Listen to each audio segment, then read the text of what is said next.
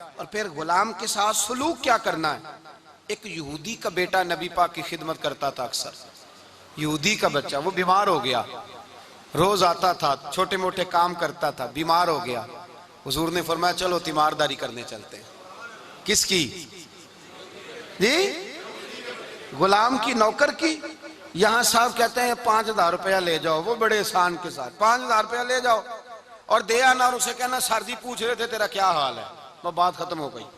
حضور بنفس نفیس گئے اور غریب کا گھر تھا، وہ یہودی باہر نکلا جس کا بیٹا بیمار تھا، تو کہتا جب دروازے پہ میں نے مسلمانوں کے نبی کو کھڑے دیکھا تو میرے پیروں تلے زمین ہی نکل گئی۔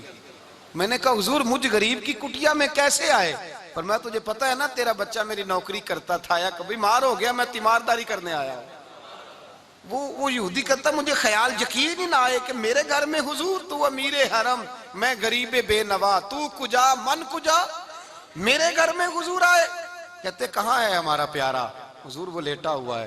صحابہ کہتے ہیں نبی پاک سرانے گئے تو اس کا آخری وقت تھا، تھوڑا سا ٹائم تھا، میرے مصطفیٰ نے فرمایا تو میری نوکری کرتا تھا، آج میں تیری تیمارداری کرنے آیا ہوں۔ غلاموں سنو، جو رسول اللہ کی نوکری کرے آخری وقت آئے تو اللہ کے رسول پہنچ جایا کرتے ہیں، حضور پہنچ جایا کرتے ہیں۔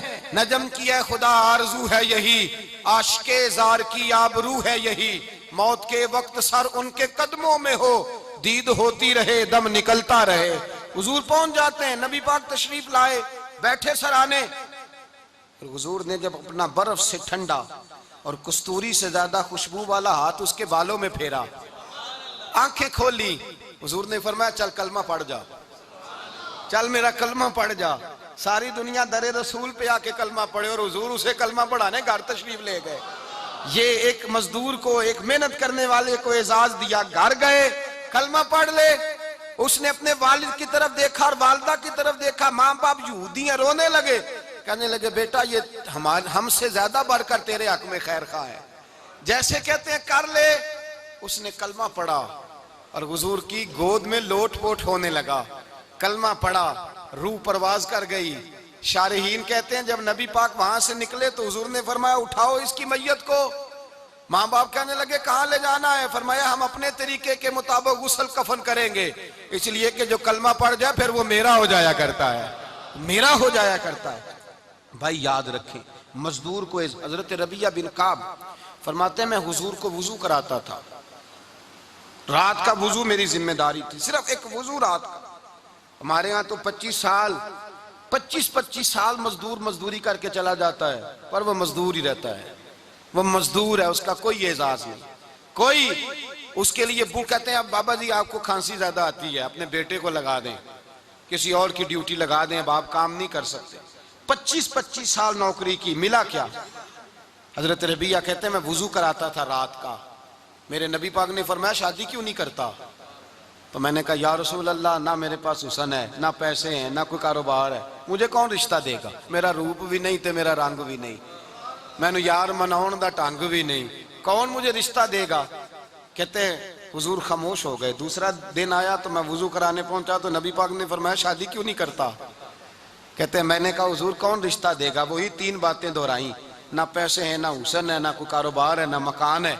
فرمایا حضور نے تیسرے دن پھر کہا، جب دوسرا دن ہوا نا تو حضور نے کہا، حضور خاموش ہوئے میرے جواب پر۔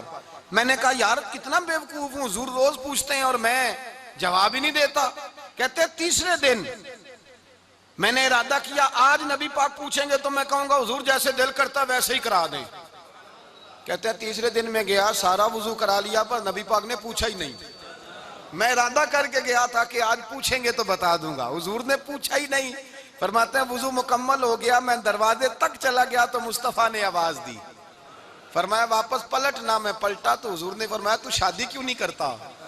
کہتے ہیں میں کھل کے مسکرایا، میں نے کہا محبوب تیرے کرم پہ قربان جاؤں، کیا انداز محبت ہے، حضور مہربانی کریں کرا دیں۔ فرمایا فلاں سردار کے پاس جا، ایک وضو کراتے ہیں اور اعزاز حضور نے کتنا دیا، جا سردار کے پاس اور اسے جا کے کہہ کہ اللہ کے رسول فرماتے اپنی بیٹی کا نکاح تیرے ساتھ کر دے۔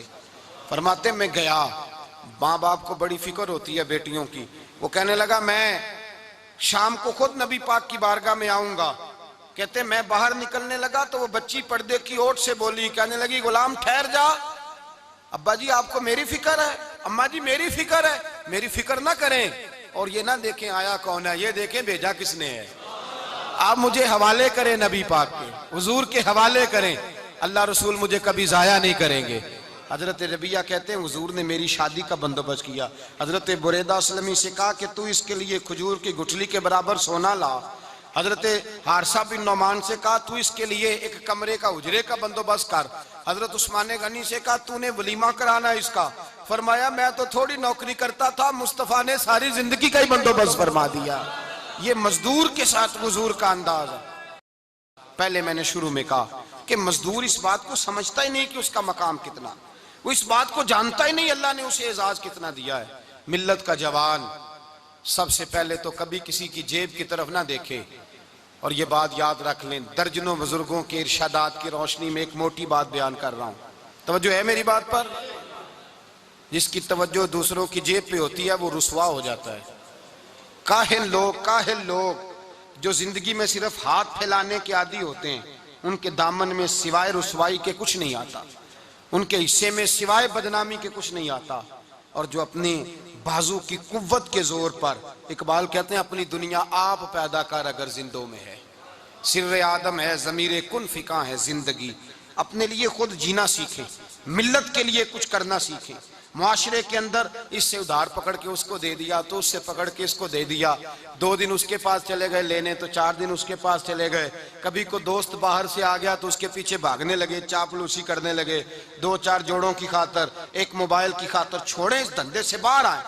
میں نے کہا ایک پیشہ برا ہے، ایک پیشہ، اور وہ ہے ہاتھ پھیلانا، باقی کوئی پیشہ برا نہیں۔ 18 گھنٹے مزدوری کرو، نکلو باہر، نکلو میدان میں آؤ، جدوجہد کرو، مزدوری کرو جب تیرا ہاتھ مزدوری تک جائے، اور یاد رکھو رزق حلال کھانا ہے اور رزق حلال ہی کھلانا ہے، یہ وقار ہے، رزق حلال مومن کا وقار ہے۔ جو لوگ لقمہ حرام کھاتے ہیں وہ اپنا وجود کھو بیٹھتے ہیں، روحانی طاقتیں کھو بیٹھتے ہیں۔ میرے اعلیٰ حضرت رحمت اللہ علیہ فرماتے ہیں جس کا نماز میں دل نہ لگے، جس کا مسجد جانے کو دل نہ کرے، جس کا عبادت پہ توجہ نہ ہو، جس کا دین کی طرف رغبت نہ ہو، اسے غور کرنا چاہیے کہ اس کا کئی رزق میں لقمہ حرام تو شامل نہیں ہو گیا۔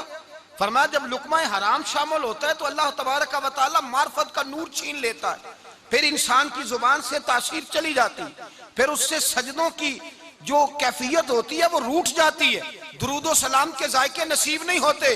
میرے مصطفیٰ کریم صلی اللہ علیہ وسلم گزر رہے تھے، ایک آدمی دعا مانگ رہا تھا، یا رب یا رب یا رب یا رب کہہ رہا تھا، نبی پاک نے فرمایا یہ قیامت تک بھی دعا مانگے تو اس کی قبول نہیں ہوگی۔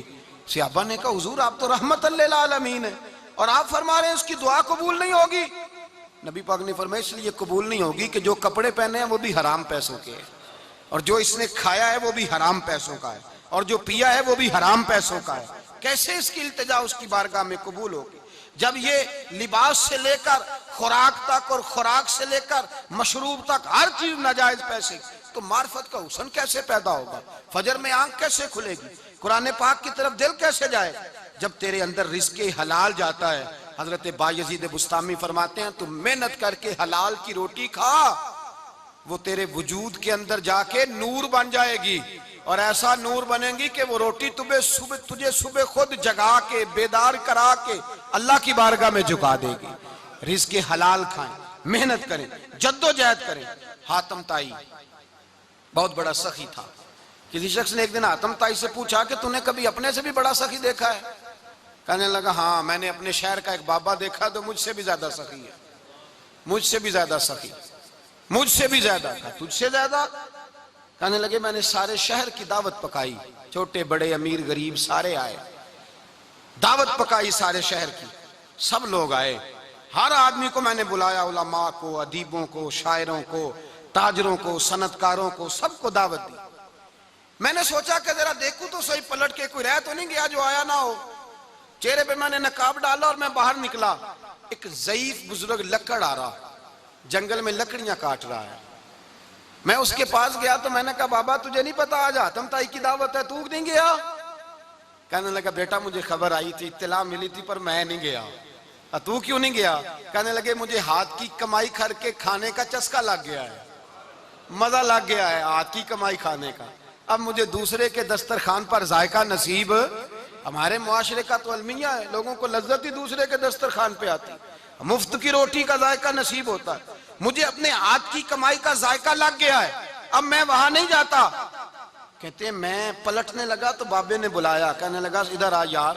میں گیا تو اس نے 5 آنے نکالے، کہنے لگا حاتم تائی کا جو بندہ لنگر پکانے والا ہوا نا، یہ 5 آنے اسے دے دینا، حاتم تائی کو ضرورت نہیں میرے پیسوں، تو بڑا امیر آدمی ہے، یہ اس کو دے دینا 5 آنے لنگر والے کو، اور اس کو کہنا بڑے بڑے نیک لوگ آئے ہیں دعوت میں، 5 آنے میرے بھی شامل کر لیں، اور میرے ہاتھ کی کمائی چلو میری بھی روٹی کوئی کھا لے گا، کوئی اچھا آدمی میرے حصے کے میرے دیے ہوئے پیسوں سے لقمہ کھا لے گا تو اجر مل جائے گا۔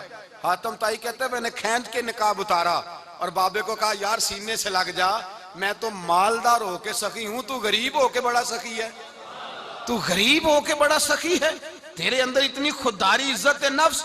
میرے بھائی جس کا ہاتھ پھیلا ہوا ہے اس کا سمٹے گا نہیں، جس کا ہاتھ پھیلا ہوا ہے اس کا سمٹے گا نہیں۔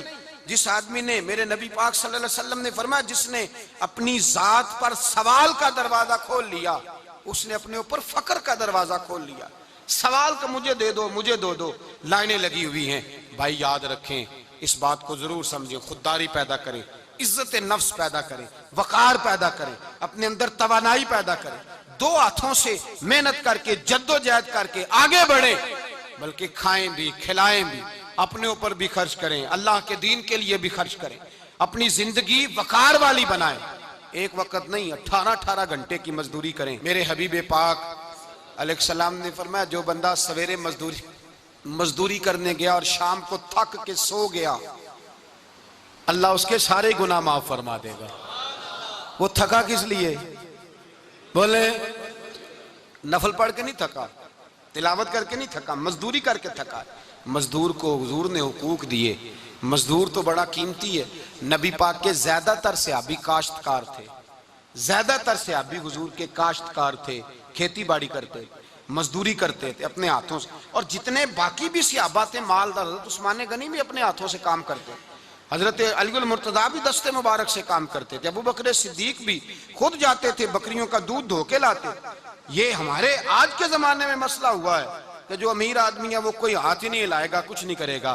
بھائی محنت کریں، جد و جہد کریں، اپنے اندر یہ جذبہ پیدا کریں کہ آج کے بعد لینا نہیں دینا ہے انشاءاللہ تعالی۔